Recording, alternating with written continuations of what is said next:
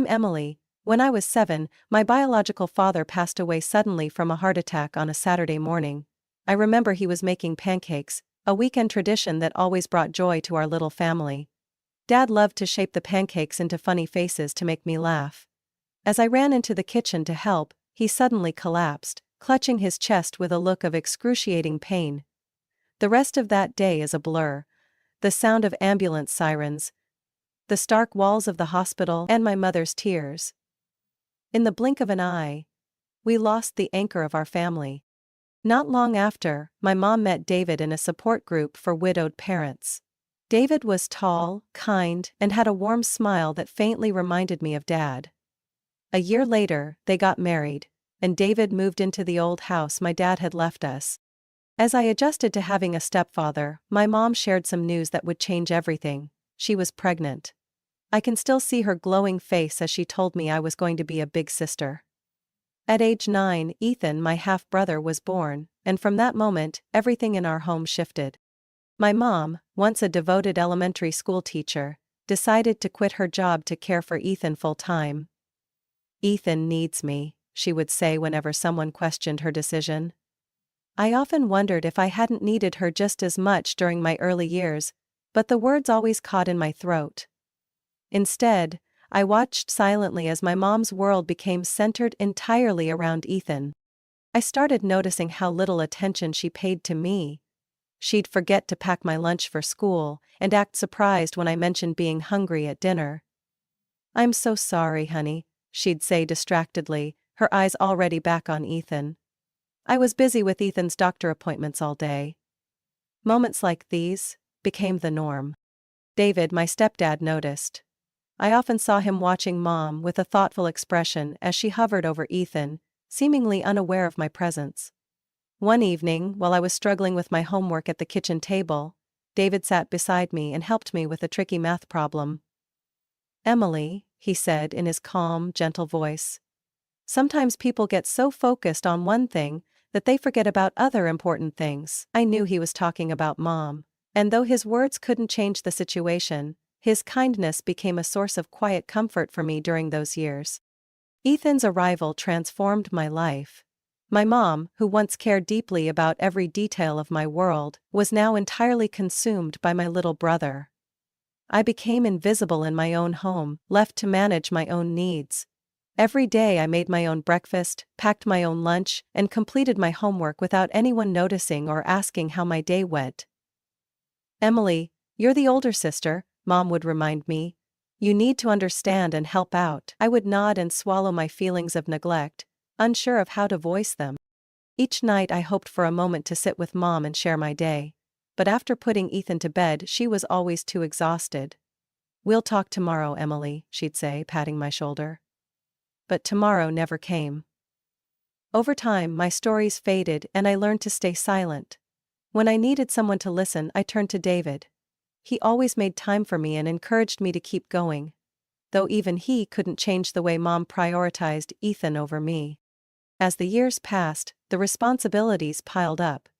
If the house was messy after a long day of Mom tending to Ethan, it was my job to clean. If Ethan's toys were scattered everywhere, I was asked to pick them up. "Emily, help your mother out," was a constant refrain. I loved my brother, but watching Mom light up when Ethan said a new word, or hearing her gush about him to her friends, made me wonder if she'd ever felt that proud of me. As my brother and I were growing up, my mom turned to Aiden and asked if he knew if anyone could help out. I gradually became quieter, more withdrawn. Even when I scored top marks on a test or won an award at school, Mom's response was lukewarm at best. "Good job, Emily," she'd say, before rushing off to take Ethan to another doctor's appointment. I realized, no matter how hard I tried, I could never compete with the special place Ethan held in her heart. I found solace in small joys and David's support. He would take me to karate class twice a week, cheering me on from the stands as if he were my real dad. Those moments were a rare source of light in my otherwise lonely world. But even David's warmth couldn't fill the void left by my mother's indifference. Looking back, those years were marked by a growing sense of isolation. I felt like a shadow in my own family, struggling to understand why I had been sidelined in favor of my little brother. Despite everything, I loved Ethan, but the pain of feeling unseen and unvalued by my mom left a lasting scar that shaped the person I would become. Tommy, my younger brother, seemed to be wrapped in an impenetrable cocoon of my mother's constant attention. From the time he was little, she was always by his side, meticulously overseeing every aspect of his life. She wouldn't let Tommy do anything on his own. When he started kindergarten, I remember my mom spending hours inspecting every tiny detail of his backpack. From the perfectly sharpened crayons to the homemade snacks she carefully packed. "Tommy needs everything to be perfect," she would say, as though one small oversight could ruin his entire day. Meanwhile, if I ever forgot my lunch at home, it was brushed off as a small mistake you need to take responsibility for. As time went on, her overprotectiveness of Tommy became more apparent. By the time he was 7, she insisted he shouldn't have to clean his own room. "Tommy's still young, help him out a bit, Emily," she'd say. At 12 it became routine. I was the one taking on his responsibilities, while Tommy played video games or watched cartoons.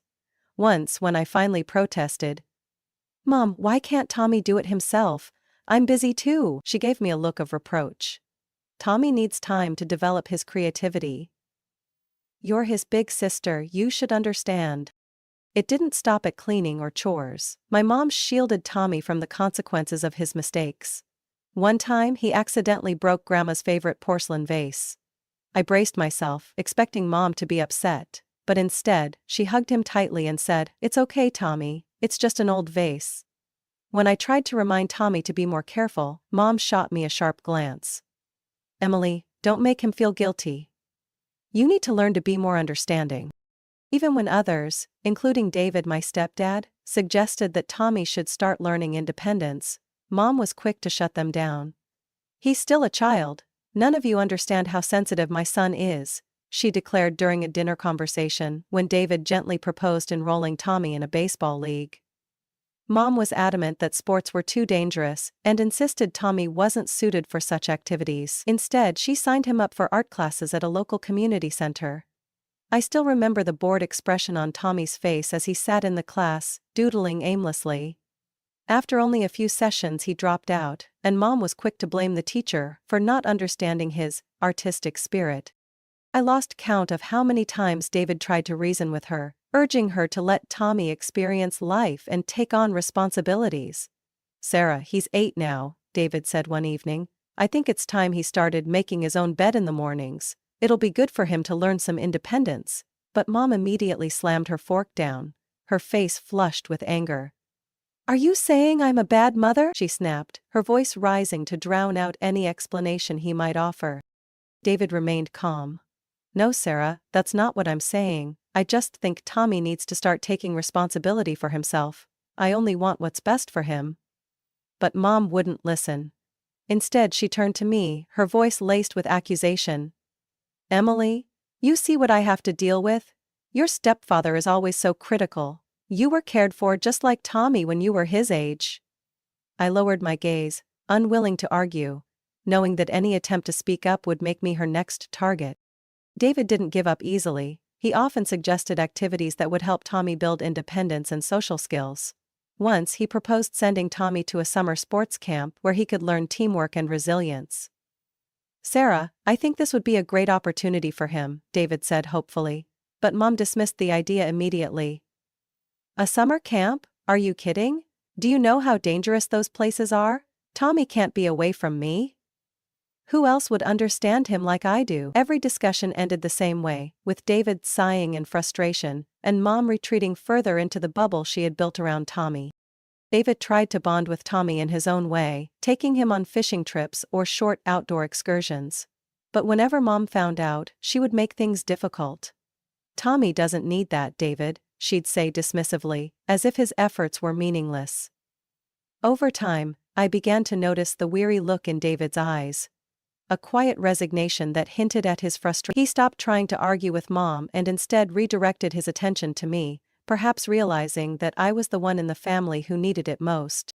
David became my quiet anchor, He drove me to karate classes, stayed to watch every session, and listened intently as I described the moves I had learned. But even as he supported me, there was a sadness in his eyes, a silent acknowledgement of his inability to change the dynamic of our family. I appreciated his efforts deeply, knowing that he was doing everything he could to make me feel valued in a home where I often felt invisible. Looking back, I can see how David's quiet resilience and care were the only sources of light in an otherwise isolating environment. His small acts of kindness stood in stark contrast to the overwhelming attention Tommy received, and though they couldn't completely fill the void left by my mom's neglect, they reminded me that someone still saw and valued me for who I was. After David passed away from a sudden heart attack when I was 24, our family's life quickly spiraled into chaos. My mom, who had always relied on David for both financial and emotional support, was left feeling lost and terrified at the prospect of having to shoulder all the responsibilities on her own. A few weeks after the funeral, she called me, her voice heavy with anxiety. "Emily, I don't know what to do. Without David, I can't manage. Ethan and Candy need help. You understand our family's situation, don't you?" I sat quietly in the small chair in my apartment, feeling my heart tighten as her words sank in. I knew that if I refused, she would bombard me with guilt and lectures about my duty to the family. But I also knew that taking on this burden would put significant strain on my own finances. After a long pause, I sighed softly. "How much help are you asking for, Mom?" She hesitated, then said, $1,200 a month, Emily. Just until we get back on our feet. Don't you? The amount left me speechless.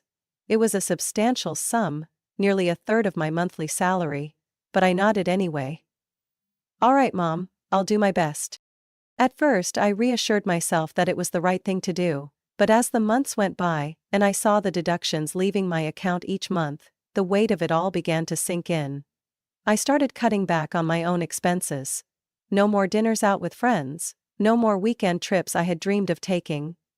Mom either didn't notice or didn't care about the sacrifices I was making. Instead, every phone call revolved around new demands. "Emily, Ethan needs a new computer to learn programming," or "Candy wants to celebrate her birthday at a restaurant, can you chip in?" I tried to endure it. But every time I went back home to visit, the resentment in my heart grew.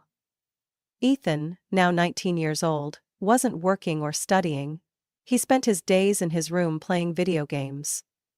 Candy, my brother's fiancée, was sprawled out on the couch, snacking and watching TV all day. The house, once meticulously maintained by David, had fallen into disarray and neglect. When I asked Mom why Ethan couldn't find a job to help out, she snapped at me, "You don't understand your brother like I do. Ethan is very sensitive. The world out there isn't safe for him." Watching her coddle Ethan and Candy at all costs left me feeling bitter. I was the only one contributing financially, yet I was treated like an outsider. Still, out of love and compassion for my mom, I kept sending the money, hoping that one day things would improve. But deep down, a question began to gnaw at me. Does anyone in this family ever stop to think about how I feel? One summer afternoon, I returned home at my mother's request. She said she had something important to discuss, and I, still holding on to a faint hope that things might change, agreed to visit. As I stepped into the old house that used to be my haven, I realized just how much everything had changed. Ethan was in his usual spot, glued to his computer screen, while Candy lounged on the couch, scrolling through her phone and chewing gum. My mom sat in the living room, holding a stack of papers. "Emily, I need to tell you something," she began, her tone a mix of unease and determination. I sat down, listening as she explained that she had drawn up a will, leaving the house and all the family assets to Ethan. I couldn't believe what I was hearing. "Mom, I'm the one who's been supporting you all this time. I've been paying for the electricity, the house repairs, everything. Ethan doesn't even have a job. Why would you do this?" She looked at me, her gaze colder than I had ever seen it. "Emily, Ethan needs this house. He's the son, the one who needs to inherit the family's legacy. You're already stable, you don't need as much as he does." Her words felt like a dagger to my heart. But what she said next utterly shattered me. To be honest, I've never loved you the way I love Ethan. From the moment he was born, I knew he was special. He's the light of my life. And you've always been a good child, but never anything extraordinary. I sat there, frozen, a storm of pain, humiliation, and anger raging inside me. All the years I had spent helping her, the sacrifices I made with my finances, my time, and my dreams, were dismissed with that cruel admission. I stood up, looked at her, and forced myself to speak with a steady voice. Thank you for your honesty. But from now on, I won't be sending you any more money. Ethan and Candy can take care of you since they're the ones you truly care about. Her mouth opened, as if to protest, but I didn't wait to hear her reply. I walked out of the house, feeling something I hadn't felt in years. Complete freedom. On the drive home, her words echoed in my mind, each one cutting deeper than the last. But at the same time, they brought clarity. I didn't owe her or Ethan anything. The very next day, I canceled all the automatic transfers I had set up to support her. I blocked her number, along with Ethan's and Candy's. In the weeks that followed, my mom tried every way possible to reach me, through Facebook, email, even my coworkers. But I refused to respond. I was done chasing love from someone who had never valued me. Now, I devote all my time and money to building my own future. I've started looking for a small house where I can finally feel happy and free. Looking back, I have no regrets about my decision. I lost my mom a long time ago, on the day she decided to pour all her love and expectations into Ethan. But now, I've finally found myself again. After cutting off all contact with my mom and Ethan, I began to feel a sense of relief I had never experienced before. The $1,200 I used to send home each month now became the foundation of my dream. A small house I could call my own. I opened a new savings account, and every month, instead of sending money away without any gratitude in return, I deposited the full amount into this account. For the first time, I felt like I was truly in control of my life. The early days after that decision were not easy. There were nights I lay in bed, heavy with guilt, wondering if I was too cruel for leaving my mother in a difficult situation. But then I would remember her cold eyes, her cutting words that I was never special, and the painful truth that she had never truly valued me. Those memories kept me grounded, reminding me that I had made the right choice. Instead of dwelling on what I had lost, I focused on the future. I began making detailed plans for my dream home. A cozy living room, a fully equipped kitchen, and a small balcony where I could sip coffee in the mornings. I spent my weekends touring properties in the suburbs, quiet neighborhoods not too far from work, but peaceful enough to feel like a saint. Through this process, I realized that saving money wasn't just about building financial security, it was about rebuilding trust in myself. I had spent too long living in the shadow of a family that dismissed all my efforts. Now, I wasn't just saving for a house, I was investing in myself. I enrolled in personal development courses, signed up for a weekend yoga class, and even treated myself to a short trip to the coast. Something I had never dared to do before. By October that year, with my savings finally reaching a significant amount, I found the perfect little house in the suburbs. It wasn't grand or luxurious, but it felt like home the moment I walked through the door. The creaky wooden floors, the small but cozy kitchen, and the backyard where I could plant flowers or simply sit and read. It all felt like a fresh start. On the day I signed the papers, I couldn't stop smiling. This house wasn't just a property. It was a symbol of the freedom and independence I had reclaimed after years of being under someone else's control. Every morning in my new home, I wake up to sunlight streaming through the curtains, and a deep sense of peace in my chest. No more guilt-ridden phone calls, no more financial burdens weighing me down. For the first time, I'm living for myself.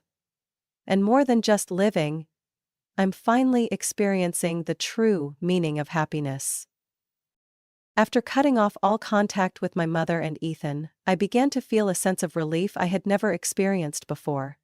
The $1,200 I used to send home every month became the foundation of my dream. A small house I could finally call my own.